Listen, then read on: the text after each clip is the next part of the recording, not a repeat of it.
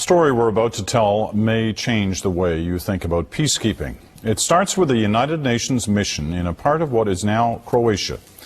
In 1993, Canadian peacekeepers took a dangerous and very courageous stand there. It brought them face to face with death and the horror of ethnic cleansing.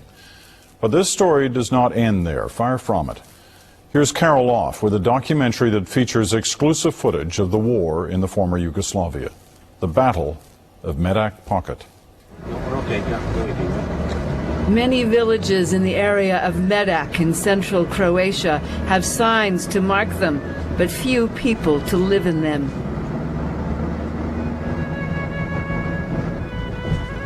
This woman here did all our laundry.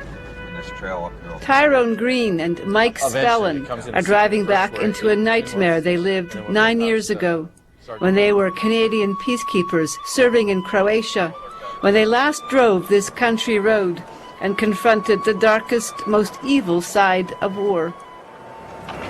There's a clearing. This is where we found the first body. And it was one of them they picked up out there in the field where they just covered with light shadow of mud. There's a little slough out there. I took pictures of all the ones that we found in our area.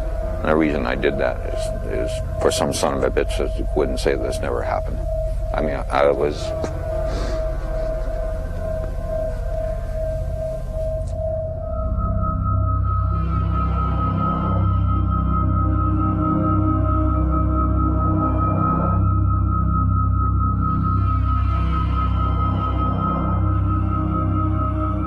The Canadian soldiers had confronted ethnic cleansing, so successful that now, 9 years later, no one lives here. No one came back. This old barn back in here. Mike Spellin was a sergeant major for the 2nd Battalion of the Princess Patricia's Canadian Light Infantry. Their orders in September 1993 were to do whatever possible to stop a Croat offensive against Serbs living in the Medak Pocket. Tyrone Green, a lieutenant then, now a captain, led the 9th Platoon. He was a reservist. Almost half the Canadian battle group here at the time were also in the reserves. Young men, mostly just out of boyhood, who had signed up for adventure and maybe a chance to help people in faraway places.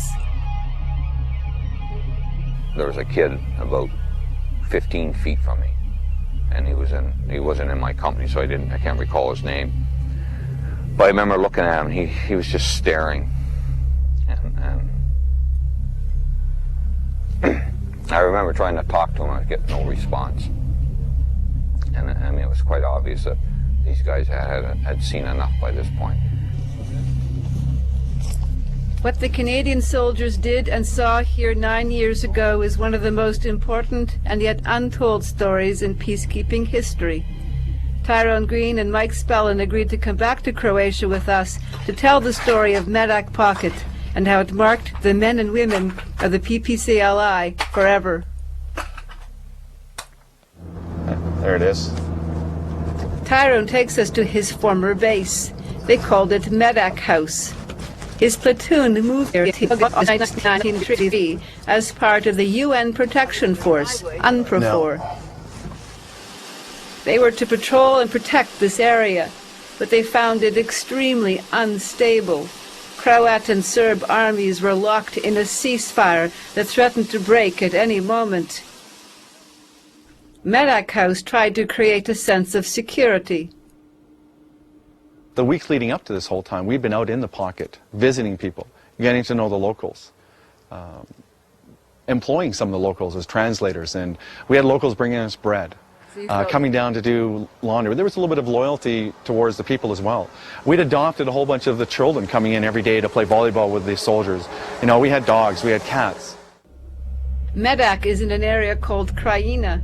When Croatia declared its independence, the Serbs claimed the Krajina as their own republic. Serb soldiers ethnically cleansed Croats from Krajina and then held their ground until September 1993, when the Croats attacked Medak Pocket. Nothing would stop them, not even UNPROFOR. our UN flags were on antennas that were tied down.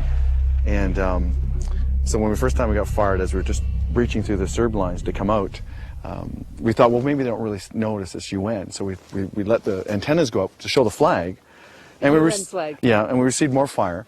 So we decided, well, we got this big flag that was like the size of a bedsheet that we had flying above the Medak house. We'll put that up. And then there's not going to be any way that they're not going to know it's UN forces. So we did that and put the big UN flag up.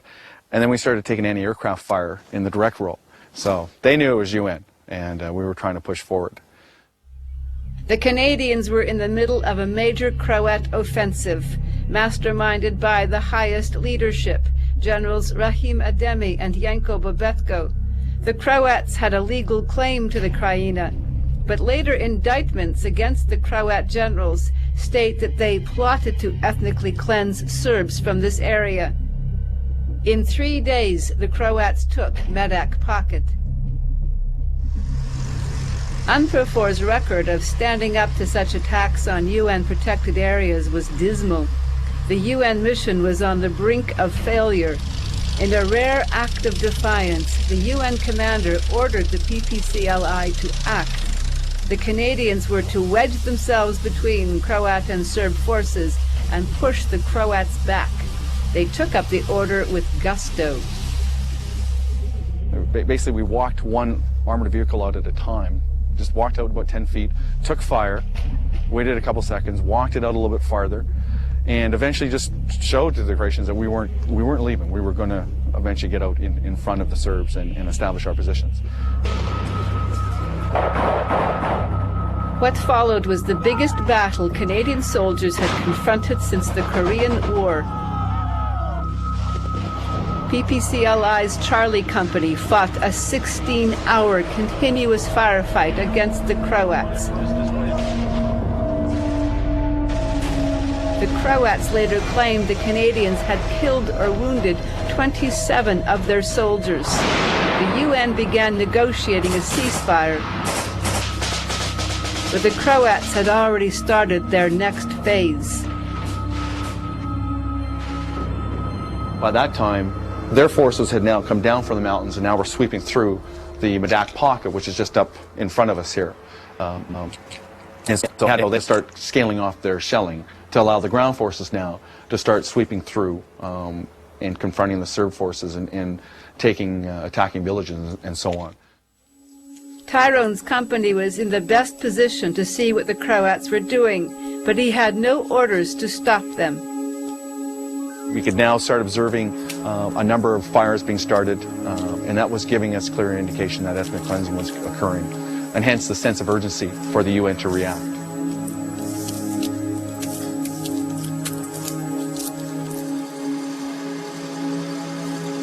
The UN forced the Croat leadership to agree to a ceasefire, but the leadership couldn't or wouldn't tell their commanders on the ground. UNPROFOR met resistance at every turn.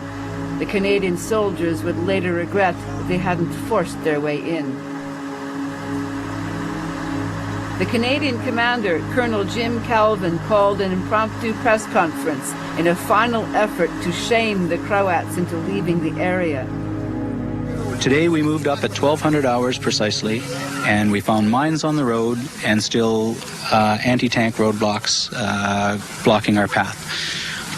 The Croatians made a big show of moving the mines and the anti-tank barriers, but now they are refusing to allow us passage, indicating that yet one more army commander and another army commander must be here to help guide us into position. At some stage, you got to cut the bullshit and get on with the job. And all I've heard right now from the Croatian people at my level here is a bunch of half-baked excuses aimed at delaying us from getting on with the operation. The barricade slowly came down and the Canadian peacekeepers entered Medak Pocket. They had fought a pitched battle with Croat soldiers and forced the Croats to withdraw from the area. But they learned they were too late. As they toured one village after